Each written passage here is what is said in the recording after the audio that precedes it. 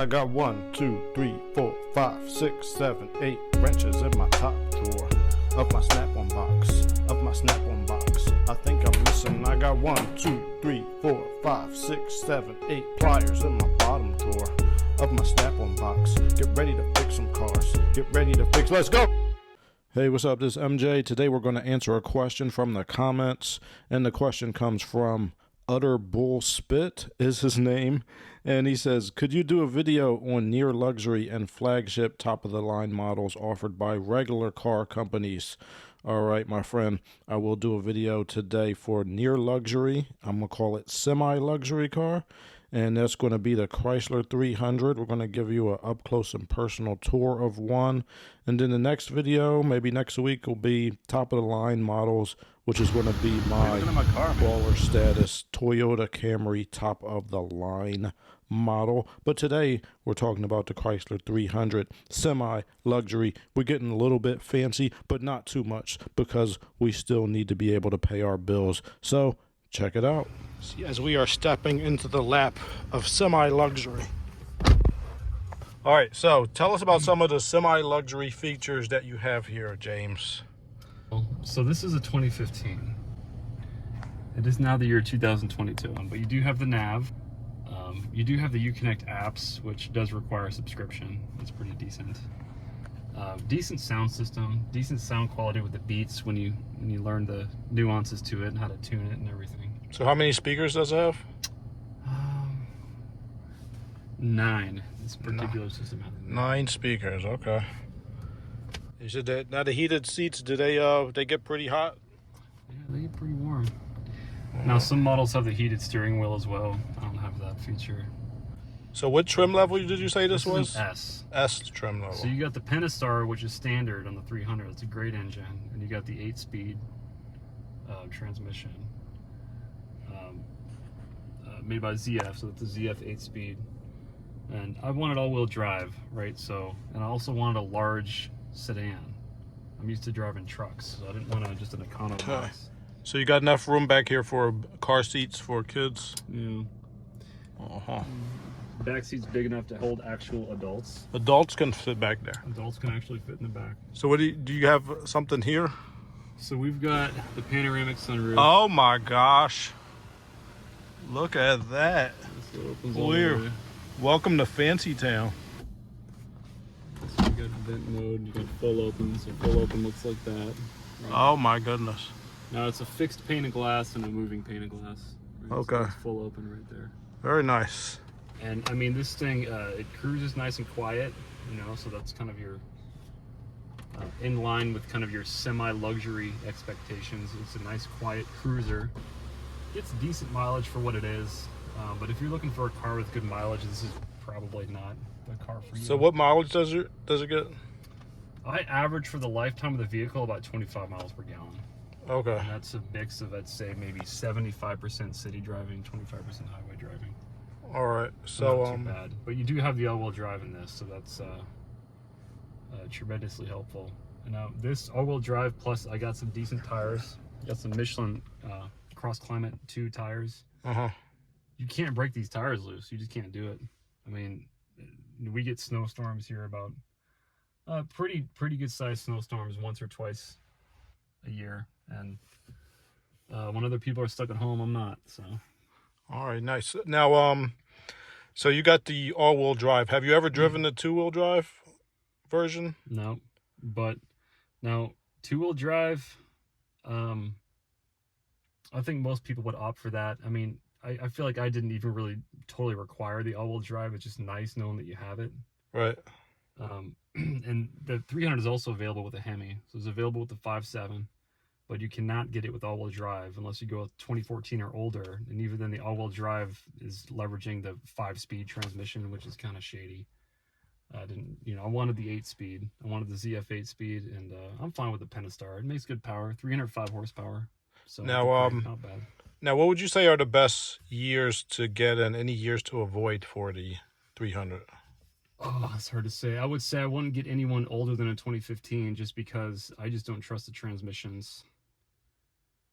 I believe they started putting the 8-speed in it in 2015, but I could be wrong. We would have to. Okay, fact check that. you want the 8-speed transmission. You want the ZF 8-speed, and you want the 3.6 liter Pentastar with the Pug, the Pentastar upgrade. So it's got the higher horsepower. I believe it has a different intake. So that was started in 2015. Yep. All right, so I think most of these cars can be had now for a little under 20 grand. Well, to me, it seems like it's semi-luxury and is definitely, I think they look better when you don't do a bunch of upgrades like giant chrome rims or just putting chrome all over the place. To me, it seems like a dignified, responsible person's car who's just being semi-luxurious, you know. You're not going full fancy, just half fancy. Call it the poor man's luxury car. Yeah. I think that's probably the best way to describe it. That's the Chrysler 300. Now, when considering other vehicles to suggest for a semi-luxury car under 20 grand, only other ones I could really think of were like the Nissan Maxima and maybe the Toyota Avalon and the Buick LaCrosse. I think if you're cross-shopping directly against the Charger and the 300, you're looking more at maybe the Avalon and larger than. To me, the Maxima is just kind of overpriced, and they're having some quality issues at Nissan. They got the CVT transmission in there, so it's not sporty like it used to be. And to me, it just looks weird. It's like a weird robot catfish looking thing. The Avalon, I think, is a really good car, but it doesn't really look semi-luxurious at all. Like, the looks of it just looks kind of a little bit weird. Not as weird as the Maxima. It's basically just a bloated Camry. Yeah, which is good if that's what you want, but it doesn't have the look of a little bit of fanciness. And the Buick LaCrosse, to me, looks just kind of like a rental car with a little bit of chrome splashed on it. Like, it's okay, but it doesn't look that great. But to me, the 300 gives a good look of semi-luxury and pretty good reliability. As far as it being a common car, that's really kind of what you want. As far as for repairs, the parts are going to be cheaper. Yeah, I mean, you're cross-shopping the parts spend with the 300, the whole LX platform in general. I mean, it's been around. It's a mature platform. One other thing I wanted to say. With the newer cars, a lot of them are coming out. Really, the biggest difference is they have a lot of semi-autonomous features. Like they have the lane keep assist. They got adaptive cruise control. You know, they got a lot of this stuff, but to me, you got to think it long term, because when that stuff starts breaking, all this stuff's going to be way more expensive to replace. And look at the supply chain right now. It's hard to find those sensors and the chip shortages and everything, and you're just kind of pricing yourself out of the market if you ever were to have an issue, which, you know, everything's going to fail eventually. Yeah. And those features are available in the 300, you know. The newer ones. You know, they do have provisions for adaptive cruise, as well as automatic parallel parking mode. They have that, and that's something I mean, I've never felt the need to have, but, you know, if that's your thing, go for it. Yeah, but I mean, if you know how to drive, you'll probably be okay without that stuff. Just for example, like if you had some of those features, there will be sensors in these side view mirrors. There'll be sensors. Sometimes there's cameras or sonar. There'll be a sensor in front of the front grille, or sonar or camera. There's sensors in here. There's sensors in the back. There's like usually 4 sensors in your back bumper. There's sensors everywhere for that stuff. And when stuff starts breaking and you had to replace it, it's all more expensive. You got to get all these sensors calibrated when you put them in there. So for a regular luxury car, I think this is what you want to get, and you'll be fine and dandy, like sour candy. Isn't that right? I'm like sour candy. I love me some sour candy, man. All right, so we're on a little drive here. Now, James, you were telling me about the brakes. You feel like the brakes could be improved a little bit? So, yeah, I mean, this is a heavy car, and with all-wheel drive, it's even heavier, you know. So, there is a little more brake fade than I wanted to have, and I'm used to driving performance cars, lighter performance cars, so I just noticed it. Most people probably wouldn't, but so I went out and one of my first purchases for this was a PowerStop Z23 kit. Right. You know, it's good. It's got good street manners, and it'll get you about the same stopping distance as the SRT kit. You know, which the all-wheel drive variant of the 300 already has a twin piston front rotors, so Right. you're good there. You just want those more aggressive pads, and What are twin piston front calipers? Did you mean to say? I meant to say calipers. I said rotors, didn't I? Yeah. So give it a good set of pads and rotors, and you get yourself much better stopping capability. Okay. For all you guys who like to race around like you're playing Fast and Furious, you could upgrade the rotors and pads, but the pistons or the calipers will probably be fine. All right. There we Let's go. take it on a little faster journey. All right, so it's pretty quiet. What were you saying about the glass? Well, it has acoustic glass, fore and aft. I mean, that's pretty typical these days. Yeah. All right, pretty smooth ride here. Pretty low noise. It's a little bit windy today, but it's usually not that loud. Oh, yeah, it feels pretty good. Now, one thing I was saying too,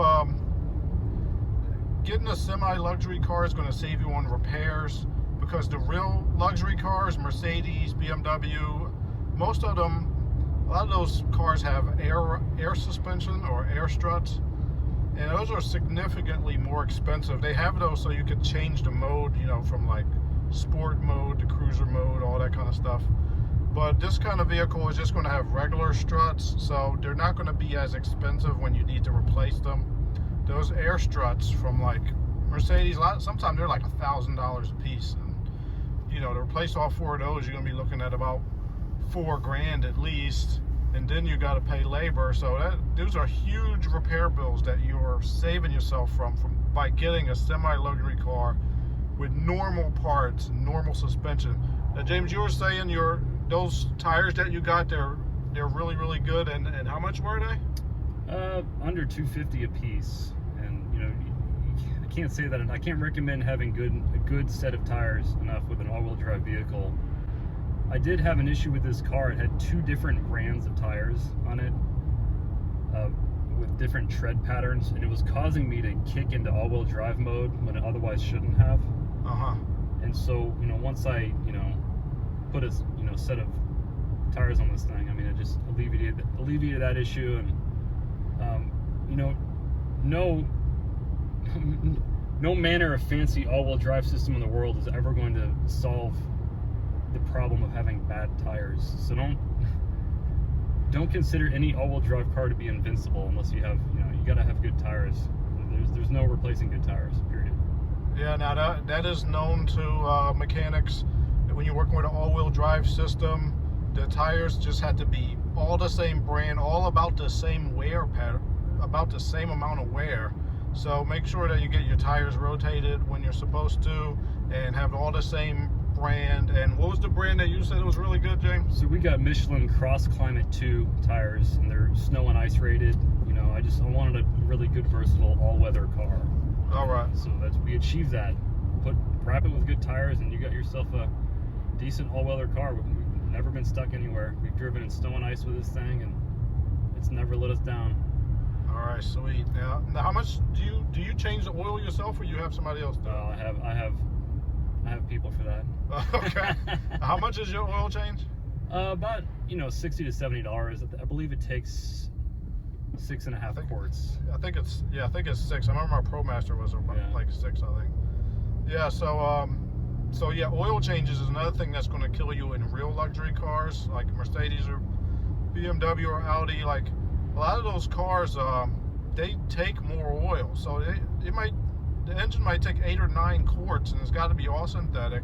So just paying for the oil is going to be at least probably $90 to $100, and then you got to pay for the filter and pay for somebody to put it in. By the time you're done, the oil change is going to cost you $130, $140, if not more. So, you know, you're saving a little bit of money having a regular car. The repairs are a lot cheaper, and the parts are easy to find. You're not going to be waiting in the dealership 2-3 weeks for the parts to come in from Germany or from wherever. And you know, it'll save you some headache. So yeah, and as you can see, the ride is pretty good.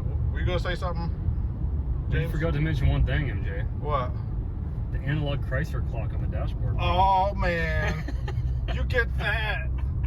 That actually looks pretty cool. It looks a little fancy, a little sophisticated. We were saying about the tires though.